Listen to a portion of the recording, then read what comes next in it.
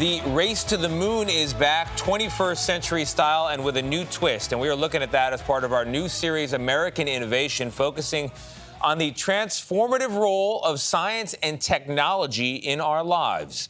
In the coming months, two startups, one of them Intuitive Machines, the other Astrobotic, will plan to launch the first of what they hope will be a fleet of lunar landers touching down on the surface of the moon. That feat has only been achieved by 3 countries, never a company.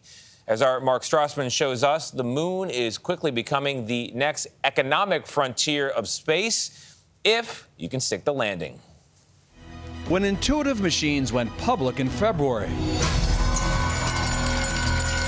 NASDAQ's bell also rang as a reminder that space is now big business. This is mission control.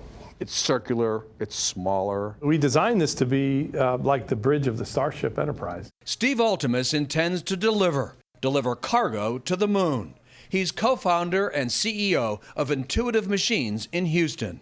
We're delivering scientific payloads, engineering demonstration payloads, but not the humans themselves. You believe the moon is the next economic frontier? For space, the moon is certainly that next step for space exploration. It's within our grasp. Let's go get it. 10 miles to go. Nothing American-made has touched lunar dust since Apollo 17, more than a half-century ago. Hey, Houston, the Challenger has landed. But NASA intends to return astronauts there in a program called Artemis. And Altemus envisions a lunar delivery market with major customers like NASA, private companies, and scientists. This is it. This is the assembly room.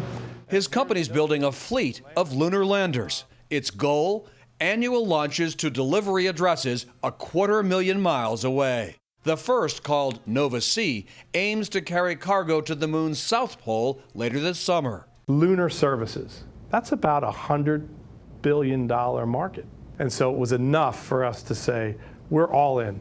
If Intuitive Machines is the FedEx or UPS of the space delivery market, think of Astrobotic in Pittsburgh as the DHL, which happens to be one of its partners and customers.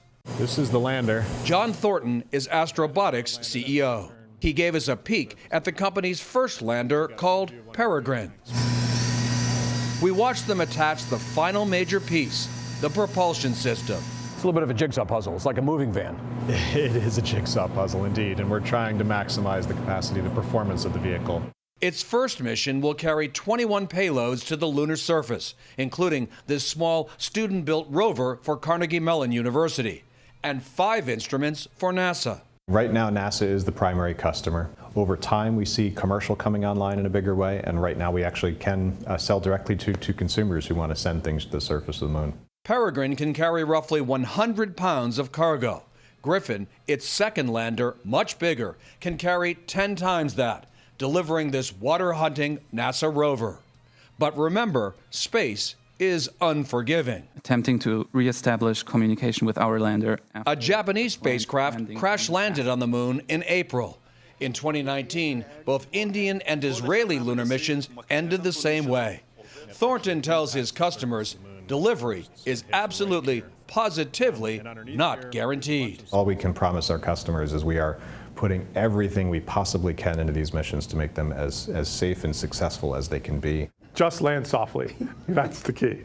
Bouncing doesn't help anyone. If you bounce and you stay upright, that might be okay. But if you bounce and topple, that's still good. For a successful touchdown, the lunar's engine has to perform. From behind a blast wall, we watched Intuitive Machines conduct a test fire. 3, 2, 1. On descent, the main engine needs to fire for 8 straight minutes and throttle down for a soft landing. wow. That was quite impressive. Yeah. NASA plans to spend $2.6 billion over the next decade buying delivery services. In all, 14 different American companies are building lunar landers. Right now we have routine, regular access to the skies. I think by decade's end we'll have routine, regular access to the moon.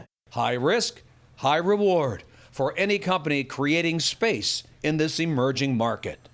For CBS Mornings, Mark Strassmann in Houston.